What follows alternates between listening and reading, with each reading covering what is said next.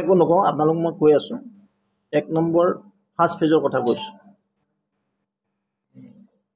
ডিব্ৰুগড়, তাত আমাৰ clean contest, কোনো নাই, তাত প্ৰতিদ্বন্দ্বী হোৱা নাছিল, তেনেকৈ প্ৰতিদ্বন্দ্বিতা নাই। সৰ্বানন্দ সোণোৱাল ডাঙৰীয়া বিশাল ব্যৱধানত নিৰ্বাচিত হ'ব। ঠিক তেনেদৰে যোৰহাট, বহুতে কৈ আছে কিবা under current, over current, inter current, inner current, একো কাৰেণ্ট নাছিলে। মোদীজীৰ হাৱা সম্পূৰ্ণ আছিলে। নিশ্চিতভাৱে যোৰহাট সমষ্টিত তপন গগৈ ডাঙৰীয়া বিপুল ভোটত নিৰ্বাচিত হ'ব। ঠিক তেনে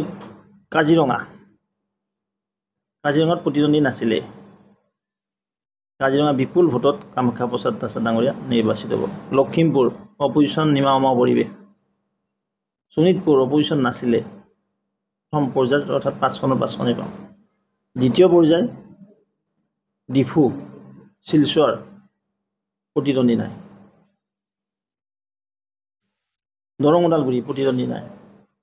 কৰিমগঞ্জ আৰু নগাঁৱত প্ৰতিদ্বন্দ্বিতা হৈছে, আৰু 2খন আসনে কৰিমগঞ্জ বেছি মাৰ্জিনত ওলাব, নগাঁওখন কম মাৰ্জিনত ওলাব।